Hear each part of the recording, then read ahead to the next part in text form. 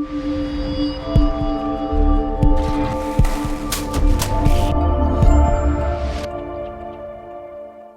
and welcome to Brian's Got Game. I'm Brian, and today I have an expansion called Not Alone Sanctuary.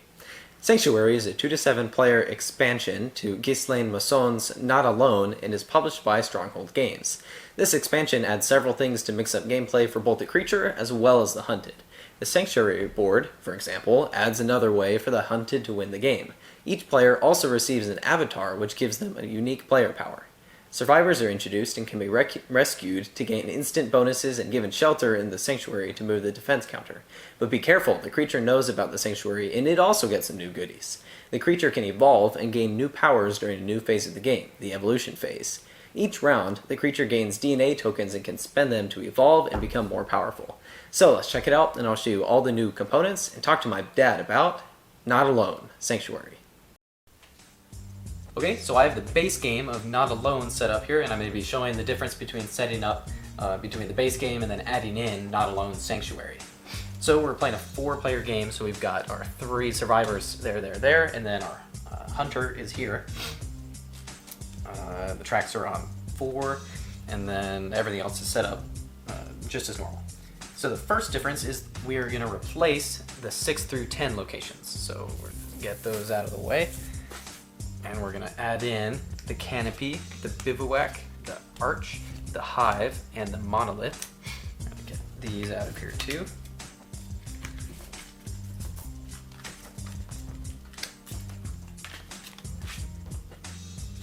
And add these in.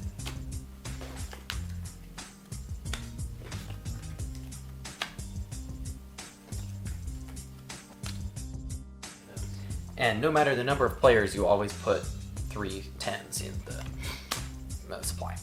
Then you place the rescued counter on the space 2, regardless of the number of players. There's also some new hunter cards, so you can take those and shuffle those into the deck, and then also there's some new survival cards I'm also going to put there. Next, there's a new board. This is the Sanctuary board, so I'm just going to slide everything down a little bit. Add in the new Sanctuary board. Then add the defense counter on the Sanctuary board on the number of the players. Then randomly draw a card out of the player's hands, which currently only have 1 through 5 on them, and then that will be the spot where the Sanctuary token goes. So the river, so we're going to take the Sanctuary token and put it on the river to start out. Then shuffle and draw 2 survivor cards and place them off to the side face up. And then keep the supply nearby. I'm going to keep it off to reduce the clutter a little bit. Then make the DNA counter supply and then give the hunter the number of DNA counters depending on the number of players. So there's 3 hunters, so in this game they start with 2 DNA. Then shuffle and make a supply of the level 1 evolution cards and then do the same with the level 2. And then the hunter gets to draw evolution cards depending on the number of the hunted, and they get a total of 4, and they can take it in any amount. So I'm going to take 2 1s and then 2 2s, and you add those to their hand. Then deal 2 of these avatar cards to each hunted, and they get to choose one and then discard the other, and it gives them a special ability. And then give everybody their extra player aid, which adds in the 5th phase evolution, because they're gonna need it. So the main differences in the game is everything goes completely the same as the original, except for this little Sanctuary spot.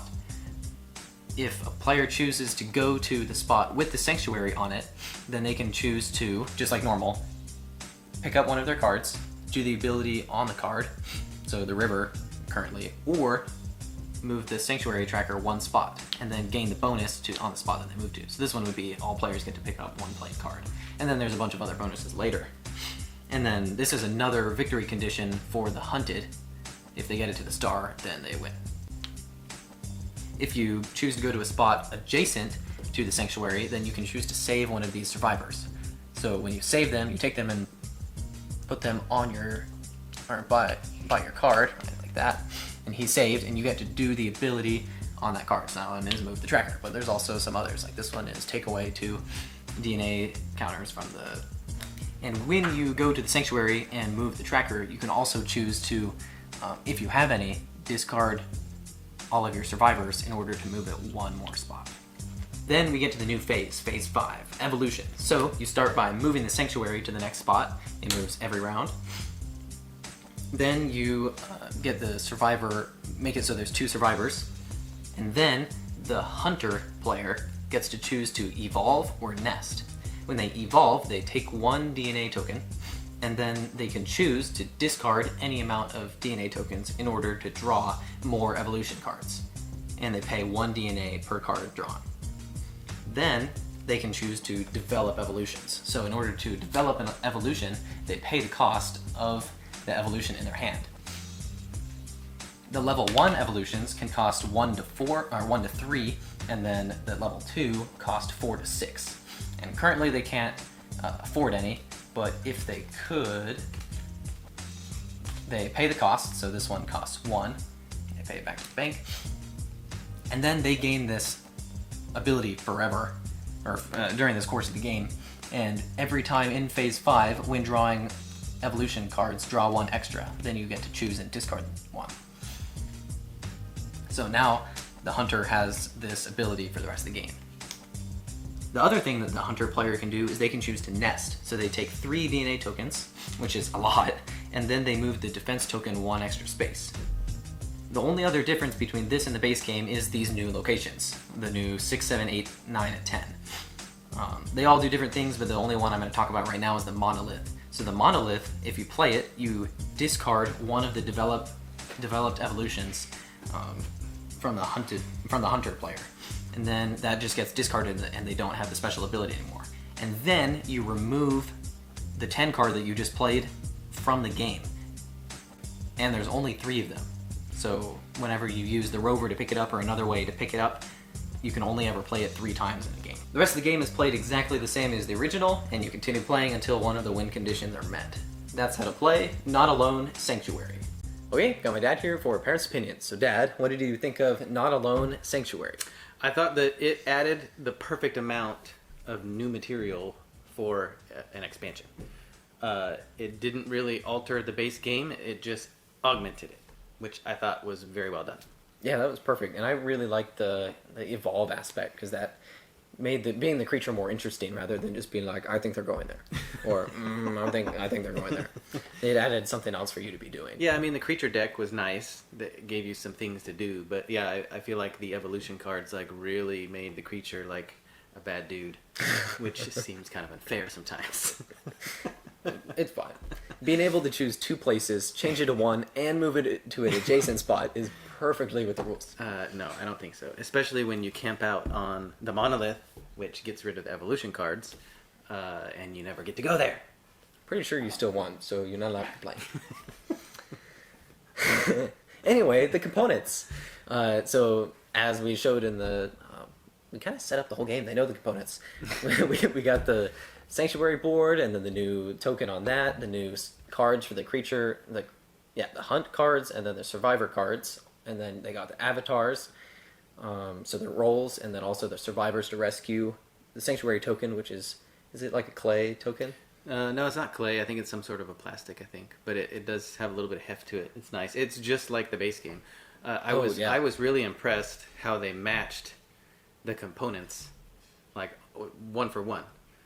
Sometimes when a publisher, does a print run on an expansion, hopefully they go to the same printer, but a lot of times those ink values are different. The card backs are slightly different shade. Like there's no guarantees that the colors are going to be the same. Which in a guessing game, when you're trying to not show your hand, right, is important. And they did an awesome job. Like you cannot tell the difference between the expansion components and the base components. Were you trying to cheat when we were playing? No. Great. I honestly didn't even think about that. Hey, I use everything that I possibly can to try to beat you. And there's the wooden DNA tokens, which it adds, and then all of the creature evolution cards. Yeah, they did. Like I said, they did a really good job on the components. Yeah, all the wood pieces were nice too. But then, yeah, I really like the little chips. Artwork. The artwork on this is good. Like, it's kind of creepy. You got all the different places, and they're all like dark and shadowed. Yeah, it was funny. I was reading that to your mom and kind of telling her about the game, and she was like, "That sounds great. When can I see the movie?" And I was funny. like, "Well, I don't think there's a movie. You can play the game with us." And then she's like, "Nah." Out. And then I like the box cover because it's got the eyes over the little sanctuary thing. It looks cool. Yeah, yeah. This game I thought was really cool, like, and the base game and the expansion. It's very immersive. Like the theme fits what you're doing. Yeah. What the hunted are doing, what the creatures are doing. Just is seamless when it comes to the theme. Some games, the theme is kind of either stuck on there or there's no theme. And it doesn't feel right. This one, I think it fits well. Yeah, it's really well done. That's a good note. Strategy. Well, it's a strategy game.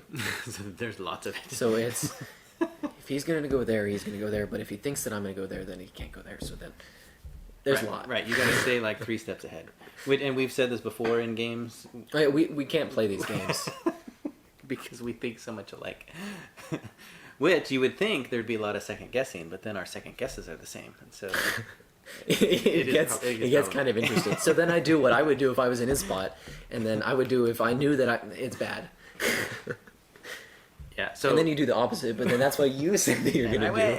No, but yeah, it says it plays 2. We played it with more, I think it's definitely more fun with more people. Yeah, it plays way better with more.